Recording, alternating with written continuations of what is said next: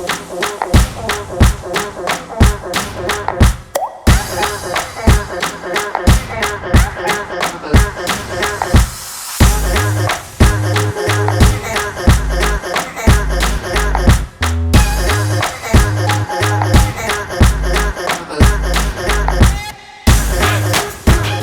right, good evening, everyone. Welcome again to another series of EcoTV series here on Oaks TV. I remain the host, Chu Kamonye, and today I have with me our MD, Peter. We also have our lead data analyst, Toby. We have our social media manager, Rejoice, and of course, we have a guest here today, Michael. You can always follow us on social media. We are on Twitter and Instagram at Oaks Intel, and of course, we are on LinkedIn and we're on Facebook at Oaks Intelligence Limited. So I'll just go ahead and start with my first question, Peter. Last week we were looking at the prognosis for Nigeria for 1 week. I mean, COP has started, Peter. COP28 has started. We've read the news and the whole brouhaha surrounding the list government of approved persons attending COP and all of that. But realistically speaking, from your point of view, what will you say is your assessment of Nigeria over the past 1 week? My assessment of Nigeria, I mean, like, I don't know if I want to keep assessing Nigeria. Well, I mean, obviously, it's something that needs to be done. I read some of the things that happened with COP. Like I said, like last week, right? I mean, to some extent, we don't really have. I saw that they signed a deal, between Nigeria and with Germany, for something about like, I think it's similar to something I was talking about. I don't really know like the details, but they signed with IMF, with Germany and so on. So I would say if it works out, it's a good thing. But other than that, I don't think, like, I mean, obviously we know that will take time, if it will trickle down. I think it was a debt forgiveness agreement. But then again, the question would then be how would what we have agreed to do affect Nigeria as a whole? Like I've said, many of these things that we were cutting down emissions and all that stuff, we don't really have any business with it for now. So I'm pretty sure Toby will be able to give us more insights or details about particularly price change and all that. But on the whole, I don't really think much has changed. I mean, it's always a thing of this is things going down and down. So yeah, that's Yeah, I think what was said, Peter, was the Presidential Power Initiative Agreement between the governments of Germany. So it's an initiative. I don't know if you get the point, to harness renewable energy. But one good thing about initiative is that until it's actualized or operationalized, it always continues to remain an initiative. So we've been signing a lot of initiatives and MOUs across the Nigeria has been doing that, but it is what it is. I think what matters is when we start seeing the injection of electricity into the grid, and then we can have exactly. Yeah. Toby, last week we were talking about Dirty December, and I was just going through your, one of the analytics you did on the prices of selected commodities across the country over a period of time, and I was seeing very significant rise. Is that affecting the plans of Nigerians to paint the town red this Christmas? I feel like that question doesn't even need to be answered. Nobody's needed. Dirty December doesn't go exist in Nigeria. Anybody that is needed December in Nigeria is either in your own position. I'll repeat now. We should report that to EFCC. We should report it because let's don't get anybody. That's just the truth. But then on the most serious it's going to be a lot. So people have been saying that the whole vibe of how December used to be, and everybody high spirit and very, very festive mood. You don't really find that now. Everybody just really thinks about that. That's what I feel now, because Like we already know people are already suffering, but we are the ones that will run for the consequences of bad decisions about that. So nobody, nobody's even looking to spend that money on. So exorbitant things also. For me personally, I don't see people, even around me, I'm not even really seeing people taking their store, their shops. I've not seen that. I don't very weird because we are already in December. We are like 21 days to Christmas. Nobody's doing that. So it is the cause of worry. And meanwhile, our leaders getting out by the money. What can I really say? Yeah, so we were struggling to hear you. Your volume.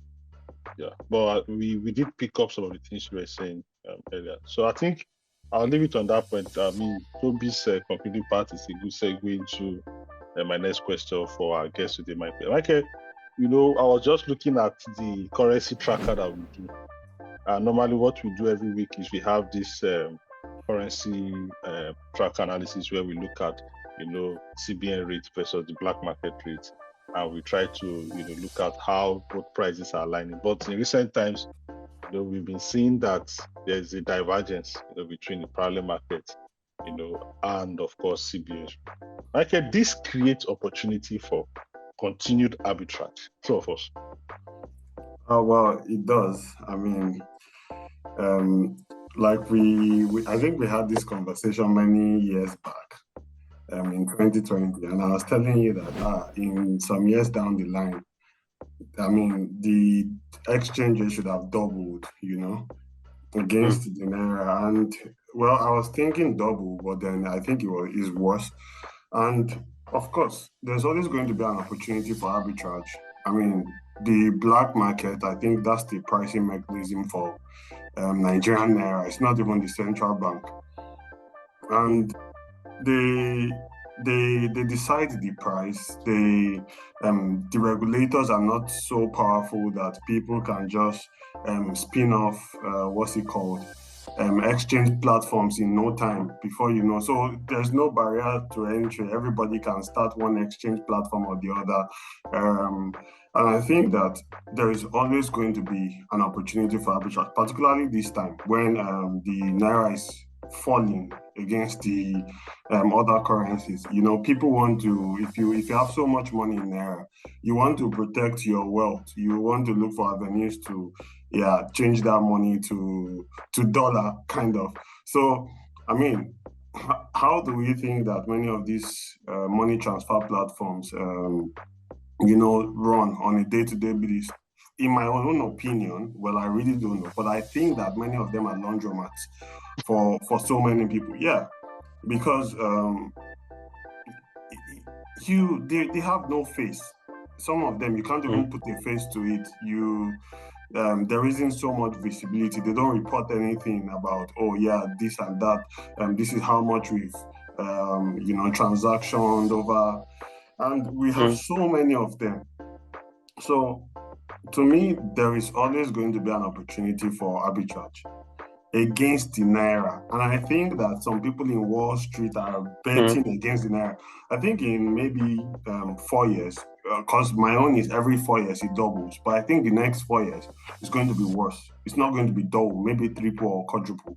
Because right now there is no foreign reserve. Everything is, we've gambled our future when it comes to gas. We've sold that already. There's nothing. There's absolutely nothing. We are incurring more debt. We are borrowing more funds. So, give or take, maybe in 4 years down the line, by the time the present government, let me put it that way, is done. Let's not. We would be God knows where. Michael, hold on. Then there is opportunity for arbitrage, and we've talked about it before, and we mentioned that if we knew, if you borrowed maybe $1 million from Nigerian bank in 2020, $1 million, that's the value in naira, and you bought dollars. What is the interest rate that bank would have given you that money for? I really don't know. Even if they've given you for 20%, 30, 40% per annum, you still be sitting in millions. Like, if you sell that dollar, you still be sitting in ridiculous money. And they would still keep doing that, you know. I mean, people are still borrowing money. The government of the day is borrowing money. We are incurring more debt. Naira is going to keep falling. Of course, I expected that it's going to stabilize for a while, you know. And then after that, yeah, we keep falling. You know, that's nothing. And there's always going to be an opportunity for arbitrage. We need to make more money. Michael, hold that thought. Yeah. Now, Peter, Michael, Toby, this is serious news. Rejoice. I was reading recently, just today, on Punch newspaper, that our refining capacity in 10 years has dropped by 92%. So meaning that of course, with Nigeria didn't used to have refineries before, working refineries in the country, you know, but what we currently refine today is just about 8%, or is reduced by 92% as against what it was 10 years ago. We have falling reserves or no reserves, so we have very poor performing currency.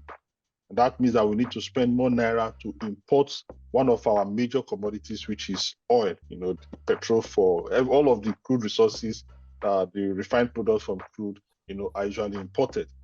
My concern here, Peter, first of all, is how does this affect a country's energy security? I mean, a country that still depends on imports, if there is disruption in supply chain, that automatically creates problem for the country. So we are at COP28 to talk about our energy transition. I really don't know where we are transiting to yet. But while we are transiting, I mean, how are we? Is it that the government is not aware that, you know, we are currently, you know, in a chaotic situation where we have, you know, our energy security, you know, capable of being influenced by external forces? Is it that the government is not aware, or doesn't really pay attention, or doesn't even care? Oh wait, sorry. Let me clarify that with a question so that I can answer properly. So, like, can you? I know that Dangote is building a refinery, right? He has built. He's supposed to. He's testing this refinery this month. At some point in time, he's supposed to start refining. But let's even ignore Dangote. Let's take him as a single point of failure, you know, and assume that the refinery failed. We are saying that you say outside of Dangote refinery, our refining capacity as a country, minus Dangote refinery, has dropped by 92% over 10 years. I mean, I don't really know much about like the inner workings of all those things, but what I'm aware of is I know that the news came out some time ago, where there was oil. I mean, like, I know what we do is that we sell the oil and it gets refined outside and it comes back and then it gets stolen along the road or whatever. And then there was this thing that came up where Peter Obi came out and told us how much of the thing is being stolen and all that stuff. You know?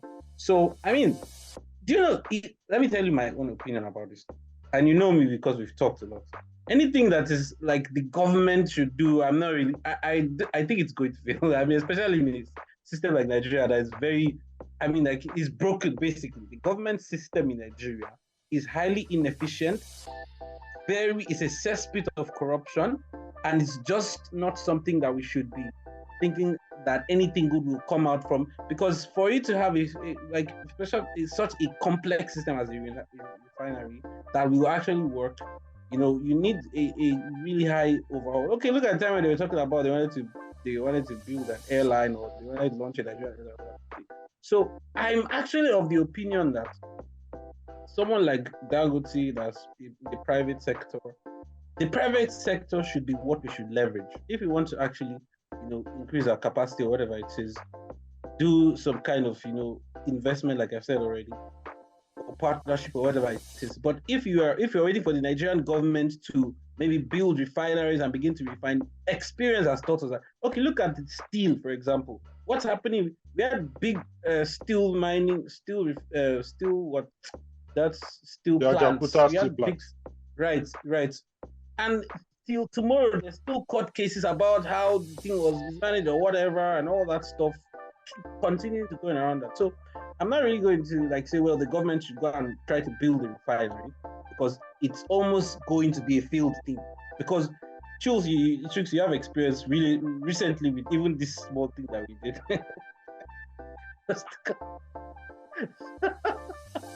So Now think about a refinery now. You understand? Okay. Toby, let me come to you. Peter. So, Toby, I mean, in a country where we import our critical energy resource for the homes, don't you think that tomorrow, countries, can use that as leverage against us? I mean, if anything happens tomorrow and the prices of refined products have to go up, it means that that price has to be reflected in the pricing mechanism locally when they land on our shores.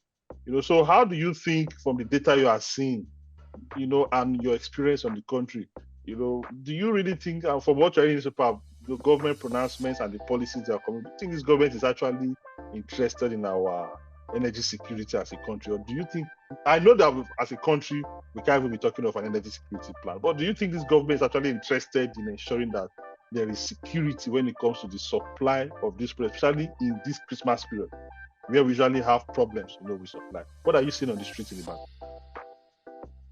Okay, well, if we go by theoretically and try to look at what they are saying, what they are promising, you would say, oh, everything is in order, things are looking normal. But then we know that, particularly in this country, things are never normal. So right now, in fact, right now, I know of that they open up their shops intermittently. So they do not even open up everything. One of them, more popular one is Movers, right? Movers does not even open up their restaurants every because they do not. And the reason being that Movers, they're kind of generous, so not like other places around at prices 620. They've kept their prices at about 580 for a while now, right? So instead of them maybe getting that and then selling at the higher rate, they prefer to just open up when they have it, right? So it's already reflected, particularly with people issue with cost of earlier this year and the collapse of the naira. Basically collapsed. We see how it has reflected in both supply and the price of flour. So I would say that right now things are a bit stable, and stable meaning that everybody is used to high price. But we don't really know what's going to happen. The only thing like I said, if we go by what we said, for example, the Minister of Petroleum has promised certain things. He said, okay, by the end of this year now, one of the refineries will be up and working by January 2024. Maybe the one in Kaduna will be working by mid-2024. Another one will be working. All those are promises that they make. But then look how many years, how much money has been spent, on reviving many of the refineries, and then you see that Nigeria is just like it's just a necessity of failure. So again, I would say everybody should just get up. Me personally, I have a mechanism for it. I like petrol. I don't buy one cake. I literally stop. I stop. Yeah. What are the security implications? Yeah, it's fine. Don't worry. They are very secure. they are very, very secure, in fact. So because I would say not even the bulk, 100% of my work is dependent on electricity. So I cannot put myself in a position whereby I'm in need of that. I remember what happened early this year, right? The whole scarcity. I remember how much I suffered. I stood on that for some hours. That day I carried 3 kegs of petrol on one bike, on one Okada. That's how bad it was. So after that time, I told myself that I don't really want to accept that. So I just take this option. And I feel like every other person should actually do that. Because if not, if you put yourself in the hands of Nigeria, you will most likely. That's a good food for thought. Some good food for thought there. Michael, I will just come back to you. I mean, Michael has worked as a derivatives trader. Michael currently works as a consultant in Amsterdam. Michael, I mean, you are familiar with this whole issue of supply chain. Recently, we saw Belgium or the EU come up with a policy that improved the minimum standards for diesel and some of these refined products that they export to Nigeria, which invariably puts a premium, on some of the prices of. And I saw that even reflecting the cost of. So Nigeria used to buy bad grade, Peter. So from EU for some of these refined products, really bad grades. In fact, there was a time in Nigeria. Low grade petrol. Low grade refined products. In fact, there was a time this year when the engines of cars in Nigeria knocked because of a very bad grade. Yeah, I heard that thing. So and nothing, nobody, no heads rolled about that and all that. So I think the EU, because of this whole climate change, they've improved the minimum standards by reducing some of the sulfur content and all of those things, refined products. Now, that obviously puts a price, My concern here is, Michael, how do you rate Nigeria when it comes to our ability to be proactive, especially trying to minimize, the possibility of external parties, influencing, governance or local politics in the country. Oh, I see what Chips is driving at. Use some of these external things, because if our ability to thrive as a country depends on us importing these things from external parties, it means that they have some level of leverage. I don't know if you get it, but that can be used somehow in the future against us. So Michael, based on your experience with the country, how do you think Nigeria government, our government, is rating us with regards to being proactive and ensuring that we don't fall prey, or we don't expose ourselves to such possibilities? Well, maybe to start, the first thing is the foreign parties didn't put us in that position. I mean, you mentioned that we have about 4 refineries in Nigeria to start with. We produce oil in Nigeria. But then, because of the level of corruption in the country, we've decided, let's keep these refineries not functioning and take that same oil, refine it overseas. Then we sell it, they sell it back to us. It's ridiculous. And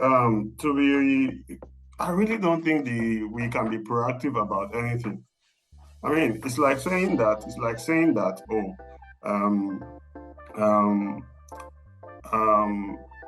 how many capacity do we have to store crude in Nigeria to start with? And even if we have to buy crude to store, we need money to buy crude. We don't have the money.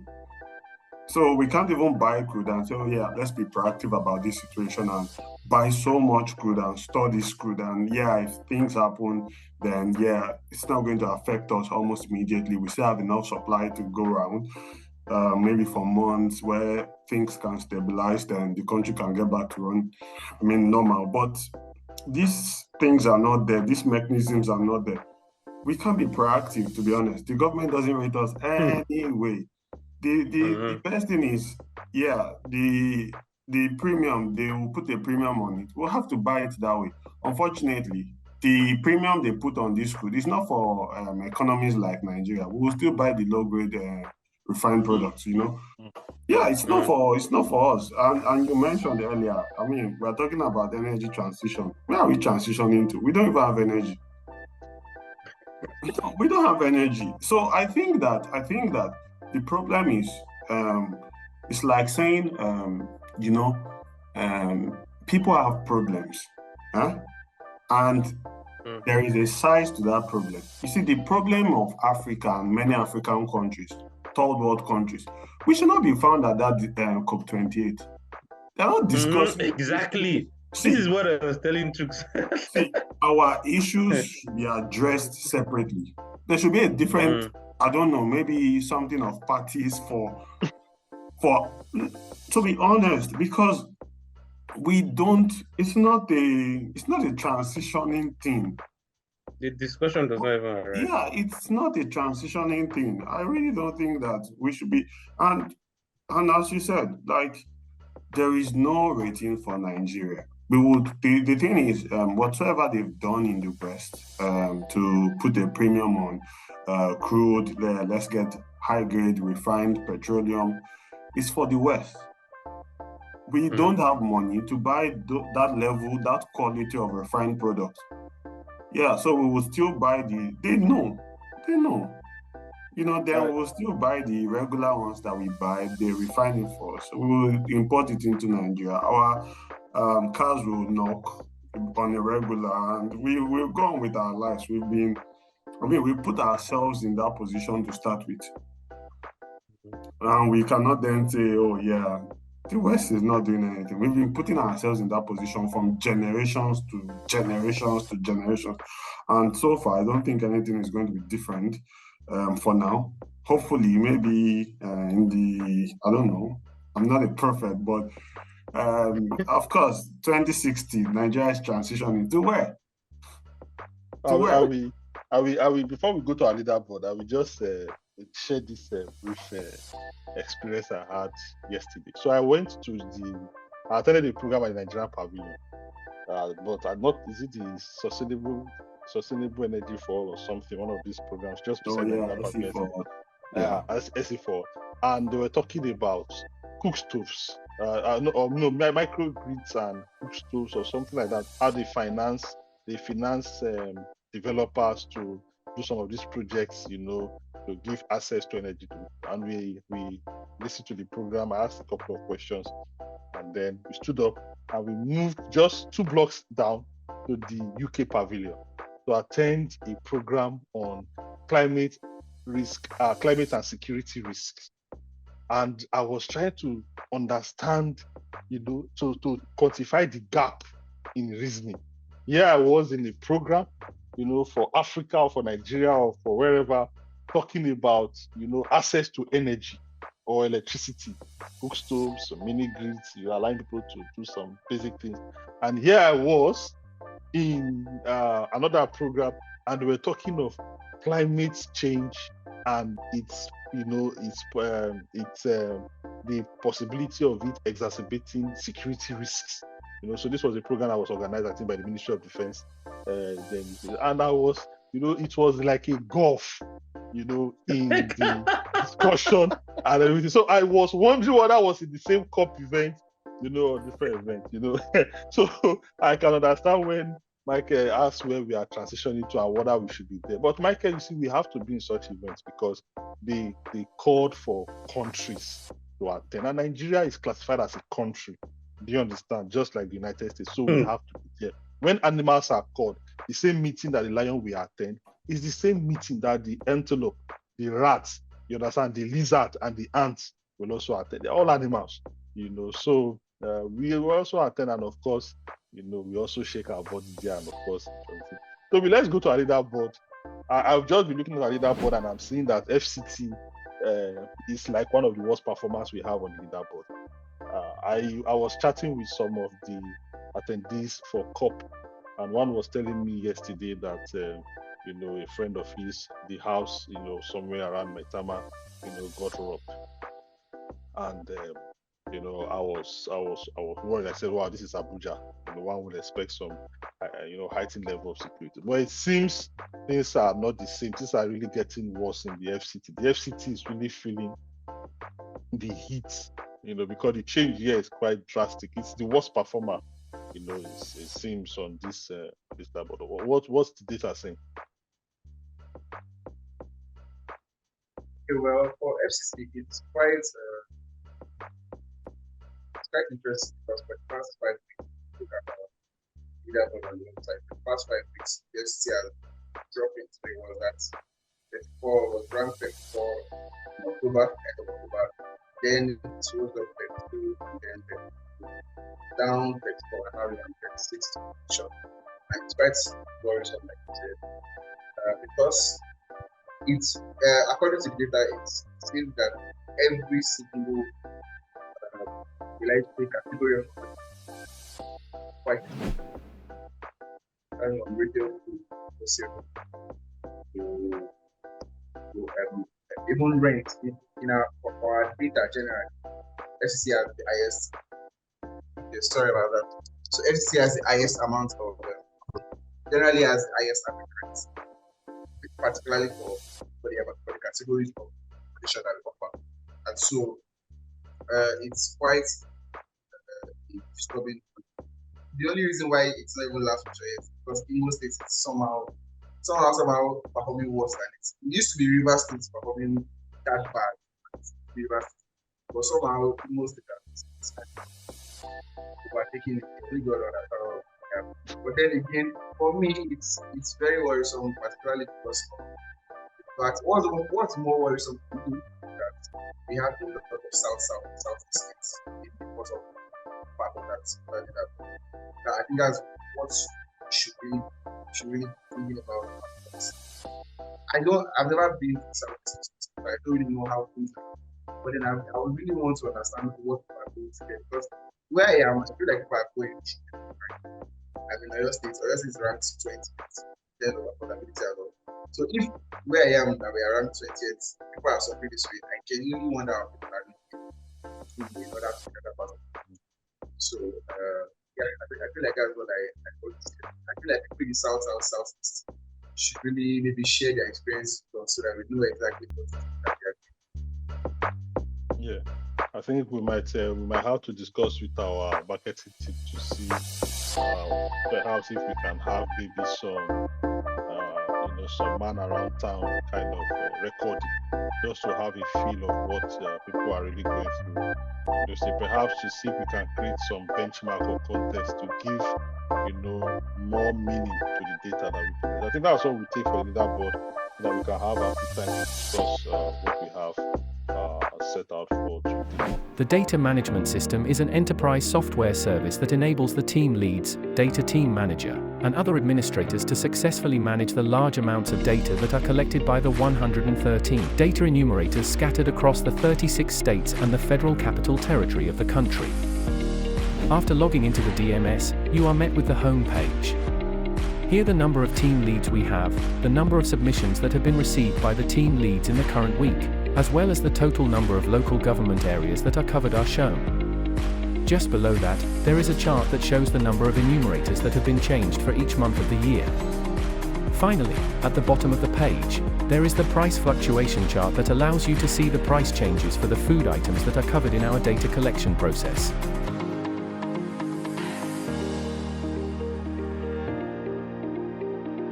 On the Team Leads page, you can find the details about the team leads that are currently employed in the company. You are also able to change some details for the team lead, as well as enrolling a new LGA, as well creating a profile for a new team lead. On the Form Responses page, you are able to track the responses by the enumerators. However, this is only possible for responses that have been submitted by the team leads. At the top of the page, you can track the number of team lead submissions as well as the number of expected submissions for the week. The responses can be tracked according to the data categories available. Finally, the data can be downloaded for the required category.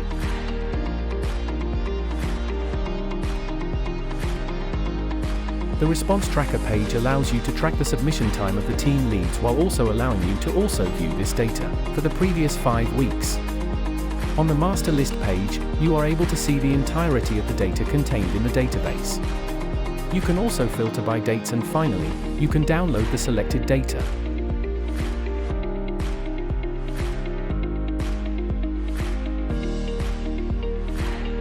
Finally, on the History page, you are able to track the activities on the DMS DCF.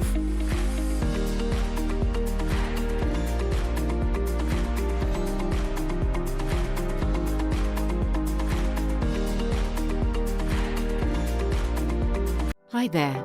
Are you interested in getting weekly updates on interesting economic news, prices of commodities across the country, and many more? Subscribe to our EcoWeather weekly newsletter, where we bring you updates across the country. To subscribe, open your browser and input the shortened link. After you have opened the page, input your details like your email address, first name, and last name, after which you click on the subscribe button. Now you are always on top of important updates across the country. Our topic for discussion today is on disruptive and innovative thinking and concepts for facilitating Nigeria's transition to net zero. Now, the problem here is that I acknowledge, the questions you asked earlier, Michael, asking where we are transitioning to as a country. But the problem here, Michael, is if your peers are making a move in the world we find ourselves today, and you fail to make similar moves while they are doing that, you lose traction and you end up being a tool for exploitation. I don't know if you get the point. So the issue here is, as a country, right, we have a myriad of problems. But if the world, for instance, if everybody is talking about something, is going to influence, practically everything. So for us as a country, if we borrow money, from external parties, they want to see us doing things that align with what other member countries, other, countries, our peers are doing. If we are collaborating, they want to ensure that those things are reflected, in such collaboration agreements. If we want to have partnerships, they want to see such, practices embedded. I don't know if you get the point, in our partnership agreement. And while it is painful, I don't know if you understand, we have to keep moving, hoping somehow that along the way we can commingle most of all these things together and try to see what we can make up, make up for, trying to assuage, the very bad situation. I picked two words here: disruptive and innovative. And the reason why I picked these words is because I want us to do a deep dive, right? Especially for the energy sector and the finance sector for Nigeria. We want to do a deep dive here and see what is mainstream thinking, what is happening on the global space, and of course, how we too, can begin to see some of those innovative thinkings get disseminated into the country. Last week, Peter, we were talking about carbon tax. I remember that we're saying that EU, in October, came up with the carbon border tax, where they are hoping that by 2026, right, they should be able to find products coming into the country in certain sectors that are not net zero. And even if you offset the carbon footprint of those products, if the amount you paid is not equivalent to what you would have paid if you were in the EU, you will pay the difference back to the EU. And one of the things I was thinking was that this is a way of effectively killing the clean development mechanism. The idea of the clean development mechanism is that it's expensive for a cement company in Germany, for instance, to make their plant efficient because of the high cost of doing things in Germany. But it's cheaper for that company to go to, let's say, Nigeria or Africa, rather than spending $1 billion, right, or €1 billion in Germany. They can go to somewhere in Africa and spend $30 million or even $150 million and generate what they would have generated with $1 billion. I don't know if you get the point, in Germany, and then export those credits back to Germany to offset. So it was a way of taking some money from developed countries to the developing countries to develop them. But with the carbon border tax, it's more or less a pervasive policy that stops that. It effectively kills CDM, because those companies are now forced to invest that money, since the price of carbon in those developing countries is quite cheap. I mean, if you are paying 70 euros per ton of CO2 in EU, in Nigeria, for instance, it might be charged at 3 euros or 2.5 euros, per ton. That might be the price because of the economy, So, what I want us to explore this evening is, recently we were, one of our TV series, were making mockery, of our Minister of Science, ICT, who wants to train 3 million tech talents, in a country where we have no electricity. But it's become imperative for us to see that we bring in some perhaps innovative ways, of doing things. And I think one of them we need to discuss on is, on this issue of energy access. How do we ensure, that we address this issue of energy access in Nigeria? Look at Toby talking about going on Okada with 3 jerry cans looking for fuel. You can't expect such person to, have high efficiency or high productivity, because he's wasting productive man hours just trying to have electricity. I don't know if you get the point. Now, he has not even given us his own frustration with poor internet facility. I don't know if you get the point. Not to talk of, other unpleasant scenarios, that characterize the country. So for this issue of energy or electricity, please, what do you think could be an innovative way in Nigeria where this problem comes? So, Michael, let me come to you. What is, in your opinion, what new way of doing things should we adopt for this issue of energy, this issue of electricity? How can we ensure that people are able to at least have light to power fan, power television, to watch Netflix, and power their television and charge their phone, at least at the basis? And then if they want to cook, there is natural gas or LPG to cook, their food and do things, at least at the basis. Michael, what do you think is a new way, that we can, adopt in engineering this? So the thing is, if I really know a new way, I'm sure we won't be having this call right now. Maybe I'll be trying to set up one very nice firm, you know. Because and the reason I said that is because you said something about energy access. That's our problem in Nigeria. And you are the expert here when it comes to energy. And the interesting thing is, for Nigeria, you know so well that we have issues with transmission, with generation, with distribution, all of these links when it comes to getting energy to the people. And for me, even if we create encourage people to use these new and innovative ways where we have to sell solar and maybe like the cook stoves that you mentioned for cooking, some other alternatives. People still need money. They need money to afford these other alternatives. So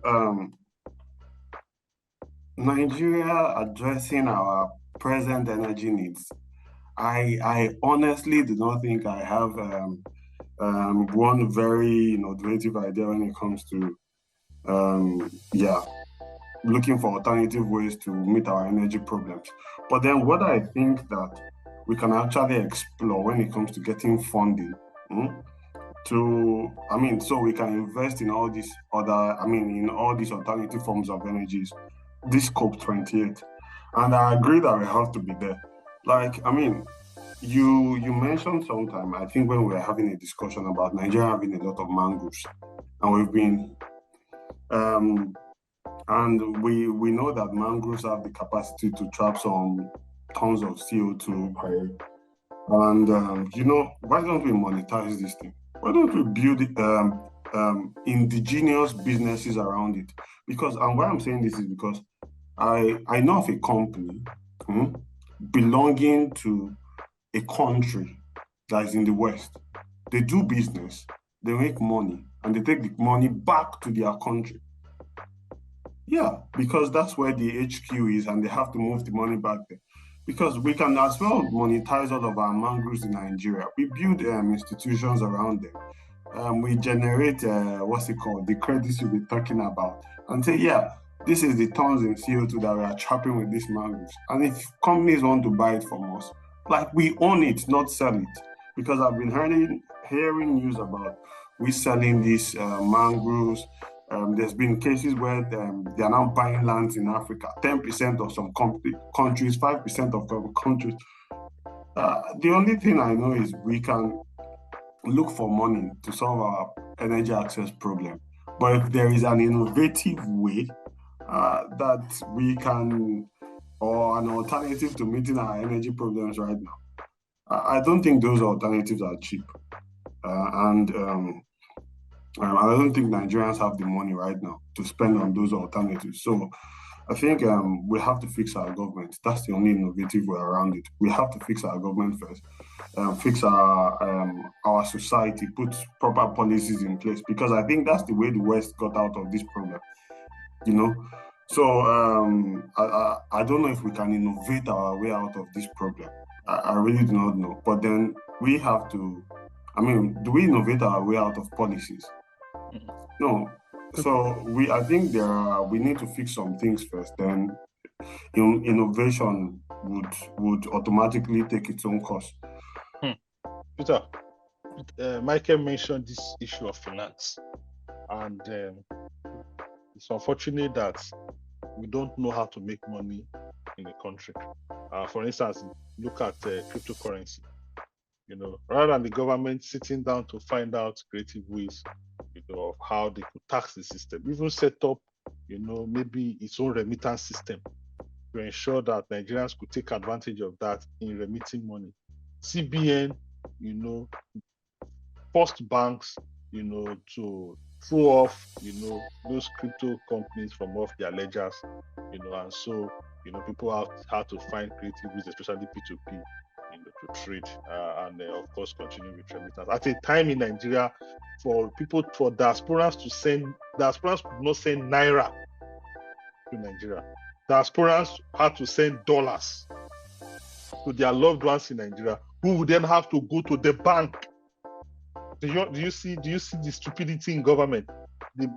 I couldn't send naira to Nigeria. I can only send dollars, and so the people I'm sending dollars will have to go to the bank to either withdraw that dollars and take to the streets to convert to naira, or sell to the bank at CBN rate, and then get credited with naira. So it means we've had a country where we've been bereft of people that can think creatively, in coming up with very innovative ways to drive things. For instance, there were countries where they've monetized prostitution. We are not supporting prostitution, but they saw a way around it and monetize prostitution. There are countries where they don't allow, where they are for religious purposes. They've also created an economy where people that want to, they love alcohol, they want to, engage in some other things. They've created economies around those things, and they are generating massive revenue, right?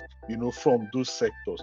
But in our own country, because it seems it's difficult for people to think creatively, we've offshored our thinking to the West. So until special organizations from the West come and fund capacity development and teach us how to think, right?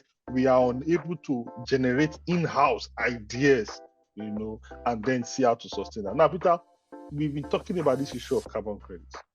We have significant opportunities to generate carbon credits in the country because of the low fuel, because our consumption, our utilization of energy sources is at a low level. So you don't have a lot of people using things like LPG to cook. A lot of people are using firewood and all of those dirty sources. That means that simply providing those households with access to, let's say, LPG for cooking creates a very significant offset that the country can monetize. Michael talked about mangrove swamp. If you go on Vera today, you'll be shocked to realize that Indian companies are the ones coming to do the assessment of those mangrove swamps in Nigeria. Nigeria as a country does not have perhaps an entity that a verification and validation body that can help people that want to play in the voluntary carbon sector, carry out verification and validation of projects. Homes installing solar home systems, you can extract carbon credits for them. Individuals cannot own carbon credits, but entities can be able to act as aggregators, speaking all these things across the country, and then creating some form of economy. Government can even come up with cap and trade, where they say, okay, you know what? Let's now place a cap on how much emissions businesses and entities and all of these people can emit, and then when they over emit, beyond their cap, they have to pay penalties, or they have to purchase these credits at this price. You understand? From that are generated locally, from credits generated locally. Unfortunately, these are simple things that you can even have games to play, but it seems the government is better. Peter, my concern is Michael is suggesting that we need to change government. We can't change this government for the next 3.5 years. We are stuck with this government for 3.5 years. We are stuck with this minister for the next 3.5 years. How do we make do with what we have? If they are willing to change or learn and are just there, to just take money, are you saying that we have to suffer for the next 3.5 years, or what do we do? Do we continue to cry and pray for, for salvation from wherever? Yeah, I think we should pray, Chooks, to be honest. I think we should pray. You need to pray because it's a very serious situation. I'm telling you, because look, Chooks, we are talking about innovation and ideas. So it's so my like I've said, I'm going to say it again. For me, the only way that is basically all man for himself. Nigeria. And God for us. Yes, that's it. I'm sorry, private sector. Like you're talking about Indians now going there to do this thing. Nigerians should also begin to think about, okay, how can I leverage this thing? What can we do? How much investment can we, even if we get grants? I know many of these foreign countries are get virtue signal. So you can apply for all these grants here, get money, invest in all this something, begin to generate. That's the only thing that will work, because like I said, the Nigerian government, the system that both generates the personnel and sustains them in position is a system that rewards criminality. So it is a very corrupt and inefficient system. So you can't expect innovation to come out of that. If innovation comes out, it's a miracle. Okay, like Dora Akunyili was a big miracle. Ngozi Okonjo-Iweala was a big miracle. Those are like flashes in the pan of people that just decided that I don't care if I die, I'm going to just make this thing work. That's what it takes to get things to work in Nigeria. You have to be ready to say, even if they kill me, I will do it. You see, because I'm telling you, I've spoken to people, a couple of people that have worked with government parastatal, with all these government bodies and all that. It's very, very rigged not to work. The Nigerian system is rigged to not work. That's the truth. If you want it to work, it's like you're coming to disrupt what is existing. Like, why are you coming out? This is how we've been doing it. You give your cut here before the thing gets anywhere. It's probably like 20%, 30%. So that's my thing. Yeah, it's only the private sector that can work. That's a tough one. Toby, Peter has told us that the only solution is to pray. Michael told us in clear terms that our way out, is to change governance, and all of that. I mean, if you look at this current government, you see a lot of young people appointed into important positions. The Minister of ICT is a young person, the Director General of Aseni. These are young people, the executive or the DG or something of Rural Education Agency. You have organizations, myriad of them, with young people at the helm of them. Are you saying that with all of these young people, in government are you saying that there's still no hope for the country? Anyway, I've always said that Nigeria is not bereft of ideas, right? We are not lacking ideas that can solve problems. The problem has never been, in fact, the generation of ideas or like the where ideas come from. We have people that are innovative. We have people that are very intelligent. We have people that won't provide a solution. The problem has always been innovation. The government is never ready to implement anything actually forward. And it's becoming just like what we have said. Sincerely, it's becoming almost like a spiritual problem. All these young people I mentioned that are now places of power that are appointed, it becomes funny because before those guys get appointed, they are always very vocal about how the government to change, how things need to be better. They're always very vocal about it. Yeah. And then when you get there, it just becomes very, very, it's like pull up. And you ask me a question, what has gone on? For example, not to mention anything, the Minister of what's the Communications and ICT or whatever, wasn't Johnny. He's someone that before he got to power, it was always very vocal about, okay, how we can do better, we can do that. One of the very first things he came up and said when after being appointed was, Nigeria is the country who spends the least on data. And it blows your mind because you are supposed to be the person who is thinking. You're supposed to be the person who is there to make changes, and then you're coming out to make it look like, oh, we are actually enjoying a privilege. Right? So for me, it has never been about not ideas. We have the ideas. The government just for example, we are talking about going to pump. Everybody in the world is talking about, oh, we are trying to drop down our carbon emissions. Do you know how much fuel is going to be expended to take 1,400 tons to buy from Nigeria? We're talking about spending fuel there too, right? Same as other countries that are even in the UAE is supposed to be too, they don't have a lot of problem. But you are talking of Nigeria who is trying to emulate, and when you're speaking the other time, you're saying we need to be like our peers. And I just laughed because I said, I really need peers in these other countries. Like, I actually have peers. I think we are following. We are just joining body. We are just joining body with everybody because we are just trying to. Just the truth. Who are we peers with? In terms of what? Infrastructure, economy, GDP. Who are we peers with? We already know peers with anybody. And again, I feel like our focus, just like Mr. Vega said, should not be on how can we transition out of the old carbon dependence. Our carbon dependence is not even working. Our carbon dependent economy is not even working.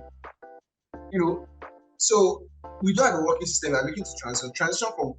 If you are going somewhere, you must have where you're coming from. You don't have anywhere you're coming from. Our refineries are not working.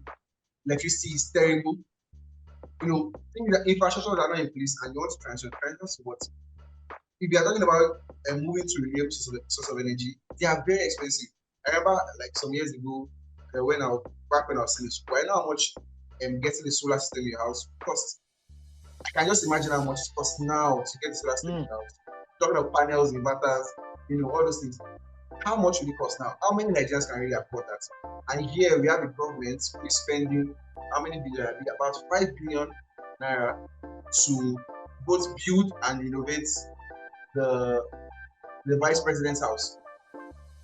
And then even Peter Obi was making a comparison today. I was saying, talking about how much salary of a lecturer in Nigeria compared to how much the government is willing to spend to renovate and build the house for the vice president.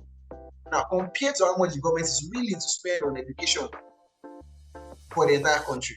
And now, so you make those comparisons and then think about, okay, is the government really taking the right direction? So again, the problem is not ideas. The ideas are there. The people who are willing to put in the work are there. But the government will never. I heard something sometime. I don't know what the room. One of the rumors, I don't know what was said. The idea was one of the reasons why power generation is never working in Nigeria because there are some people, let's call them cabals or something, who are invested in making sure that things like generators never die out because of how much money they make in those markets. Generators, Nigeria is one of the countries who uses generators. So there's actually a very large market. It's a very huge market for that. So it was one of the rumors that one of the reasons why power generation does not even work in the country because there are people who are invested in making sure that those markets never die. Because if there's electricity in the country, nobody's really buying generators anymore. So when you start thinking about how deep the problem is, it makes you question like how much the government is willing to do to make it. That's just my stance. So the problem is not that we don't have ideas, just like I feel like the problem is not that we can never generate revenue. In fact, our country is always poor and we lack money. The problem is not us generating revenue. The problem is government spending. Government spends in the wrong direction every single year. So that's just my take on the situation. Thank you very much, Toby. I think just to close, I was seeing a Twitter post of the minister that Toby mentioned, and he said he's going to be supporting SMEs in the country, I think at the end of the year or something, and he was posting himself in one SME, it's a restaurant, and he went to it, and I was trying to see the relationship between ICT and communications, and restaurants, where we expected our minister to be talking of how to operationalize our night concert, how we can start, enhancing our ability to use our Earth observation data, for climate and environmental risk assessment and applying it across different sectors, trying to mitigate the impact of physical and transition risk. Our minister is supporting restaurants, people that are doing business. So it was in restaurants the other day. Next time it will be in a shoe manufacturing company. Very soon it will be in a tomato processing plant. That is the jamboree that has become this. And then, like Toby will say, it takes my mind back to when Ruben Abati was telling us about his experience in Aso Rock. Before you get there, you are normal, but that there's a demon, in Aso Rock. When you get there, you lose all sense of until you come out. And then when they come out, you start saying, "Oh, we could have done better. We could have done better." No. When they come back, they will become opposition party. They become opposition party. What should have been done?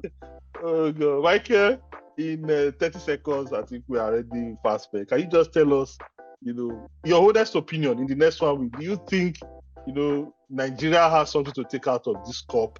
And in the next 1 week, if you are reflecting back on Nigeria, do you think you will see any progress at all in the country, or people's position will go from bad to worse? Yes. So I think there is a lot to take out of COP. The first thing is money. To me, I see all these things as financial instruments. They are building, it's like blockchain when cryptocurrency started. They are building a lot of instruments, a lot of financial instruments around these things. And I think that Nigeria can actually leverage those instruments to get free money. To be honest, I mean, we've been categorized as nations that need, help. They just established the loss and something fund.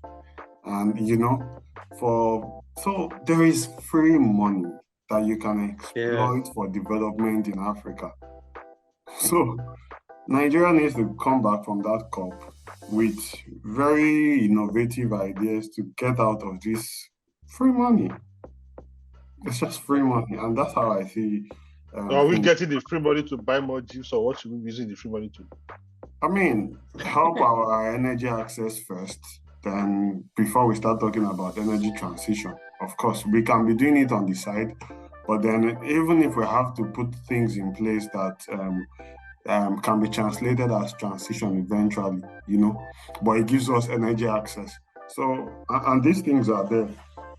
And of course, they can actually meet with, this is where you'll be finding very important people in government, in business. So it's an opportunity to actually build relationship, draw new money to Africa for all sort of infrastructure developments. But then let's hope that they do that, and they don't just go there and, chase their own personal gains. Well, Peter, let me come to you. I mean, I'm very sure that most of them might find a way to Dubai Mall and the dancing, some of the other exciting things. But Peter, next 1 week, what are you hoping to see, Nigeria? Because in the next 1 week, we are talking about the 11th of December, and that's just 2 weeks. I mean, basically, Michael has already said.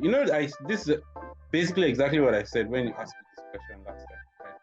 Right? At this level, what we should be thinking about is how can we strike deals? How can we lobby these bigger corporations, bigger countries, and whatnot, so that we can put Nigeria in a position to get the best they can from these other people? Because I told you, they build these countries that are talking now about, net zero, all those things. They have already used fossil fuel to build their something. Yeah. So now this is the argument that our government should be making, is that you guys are telling us you want net zero. We have not gotten to the place where this thing is a relevant conversation for us. So now what can you do to bring us to this position, right? What deals can we strike? Okay, time deals. Okay, 10 years, 20 years, you invest in our energy sector, and then we promise that at this time, we will begin to migrate. Or, okay, you're going to invest in clean energy generation in Nigeria. You will commit this amount of money, and maybe we will give you something, whatever, like shares or whatever. You understand? Those kinds of things are what I'm expecting governments to be just lobbying and getting deals. Because, like Michael said, we're in a very good position to make good deals that will benefit us. Because at this time, it is good PR for them to help us. Yeah. Toby, 1 week from now, do you think that the price of rice can come down for people to be able to at least pay the town rent?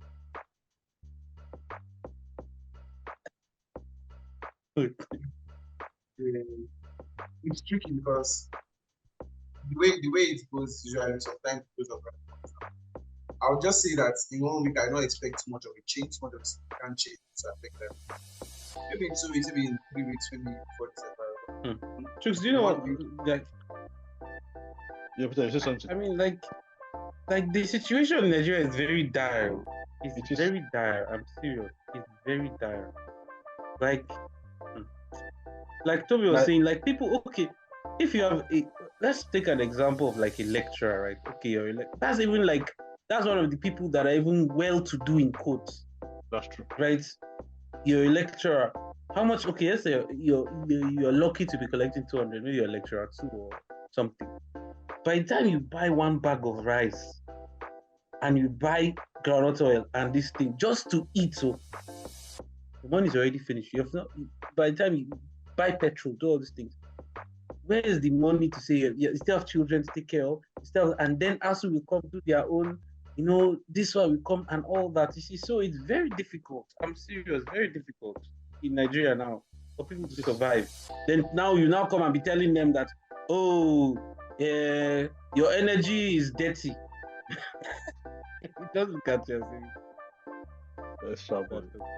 So Toby, no dirty December for us in the next one. No hope. Maybe for some people, I'm hoping I will be. I'm hoping I will be able to. I said last time, by God's grace, I did that. Make sure that I take this period. But then I continuously ponder on how life is for many other people. Right? And sometimes this has been on my mind for years, not because it's good, but people probably go to fight about how people are trying to survive. And now that, because I genuinely, sometimes I get scared, because if things get any worse, I don't know what's going to happen. So I can only, like I always say, I can only go back to that. Because it's not looking. Ladies and gentlemen, you've heard it all. From our panelists today, we've also had a very extended discussion, and of course, we've overshot our time. It's been careful, discussion, deliberations, and of course, it's a food for thoughts, especially on the dire state of the country, Nigeria. Every sector, the collapse of institutions, the collapse of governance, and of course the impact on people, everyday people across the country. Our expectations from whatever representation of governance we seem to have in Nigeria. And as our panelists have said, the only solution we might have at this point, might be prayers. The only peaceful solution we might have might be to consult whatever medium or media we believe in, and cry to them to intervene in this stuff. You can always follow us on social media. Again, we are on Facebook, and of course, we are on LinkedIn at Oaks Intelligence. And of course, we are on Twitter and Instagram at Oaks Intel. Please do want to subscribe to our newsletter, where you have exciting, reports on the news on the country that comes out in form of Echo News every Monday at 9 a.m. On Wednesday, we have our Echo Tracker, where we give you, a brief summary, of the events across the country, provide some bits of analytics, and of course, on Friday we take a comic, perspective, providing insights into the happenings across the country, but doing that in form of comic strips. Until we meet again next week, you have a splendid evening. Bye bye.